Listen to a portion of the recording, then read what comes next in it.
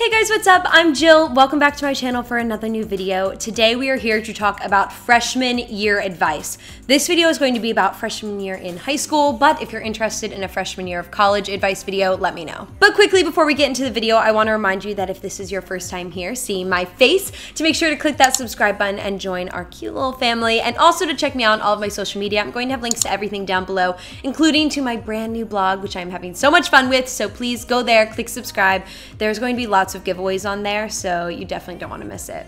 And now let's go ahead and get into the video. Tip number one is to go to orientation. More than likely your high school is going to have an orientation, and I know a lot of people who skipped orientation, but going to orientation is like the best thing you can do. You learn sort of the lay of the land, what it's going to be like, you get to meet some people, so I just think that it's really valuable to go there and get as much information as you can before you enter this brand new adventure. Tip number two is to find your classes ahead of time. Now this can go along with orientation because you're obviously going to have access to the school during orientation. And it also varies from school to school. If you go to a really small high school, this might not be as important to you. However, I went to a really big high school, like we had 4,000 students and 4 different buildings, so it was pretty easy to get lost on that campus. It was like massive. So I made sure to find out where all my classes were beforehand. The easier you can make this transition, the better. Tip number three is to get a planner. Now, I feel like I talk about this in seriously every single school video, but it is so important. And if you don't want a fancy like Erin Condren planner or a Life planner, just go to Target, buy whatever kind of planner you want. It literally doesn't matter.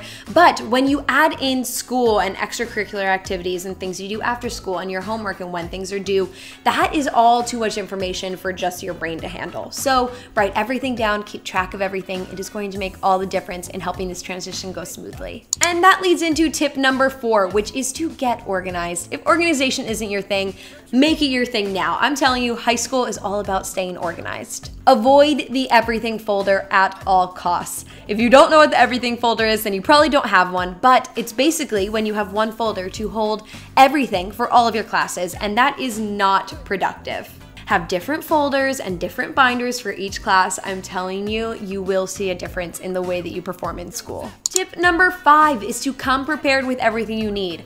I cannot tell you how many times I would show up on the first day of class and the boy next to me would say, "Do you have a pencil I could borrow?" And I was like, "It's the first day of school. You didn't come with a pencil?" Even if it's just the basics, like having a pencil, having a pen, having something to write on, coming prepared is going to help this transition go really smoothly. There's literally no reason why you should ever go to class without a pen or a pencil. Tip number 6 is if there is a mentor program, join it. I know my high school and even my college had this. Basically, it's when a student who is like a junior or a senior helps you. You have someone who you have their number or their email or whatever it is, and you can contact them if you have a question about literally anything. They already know the lay of the land and they'll be able to help you out. There's literally no downside to this because having someone older than you who can help you is always a good thing. And if you end up never needing them, then at least you had them just in case you did. Tip number 7 is to do something outside of just school, whether that's joining a club or doing some sort of sport or something like community theater. It's going to make all the difference. It's going to help you make friends. So like you have something else in your life motivating you and like keeping your soul energized, especially if school isn't your thing.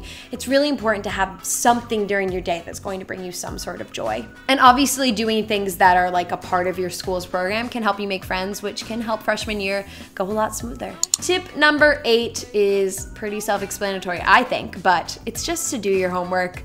This is so important. I always did my homework for every single class. I never missed an assignment. Mostly because test taking was not my strong suit, so I knew that I wouldn't do great on the test, but since I was doing all of my homework, I was 1, as prepared as I possibly could be for the test, and 2, I had that to help bump up my grade and help me maintain really good grades, even though my testing grades were a little bit lower. Tip number 9 is all about school drama, and a lot of people, when I watch these videos, are like, avoid drama, like don't get into it, just mind your own business. In my opinion, you just have literally Alexa interrupting me. Like I didn't even speak to her. Anyway, I'd say just accept that drama is going to happen. Honestly, that's just life. My parents still have drama. I still have drama, and I've been out of high school for a very long time. My best advice is just to let it go, apologize even if it wasn't your fault. I know that that could be really tough to do, but sometimes it's worth it just to end the drama and move on. In the wise words of my mother, if you have to choose between being kind and being right,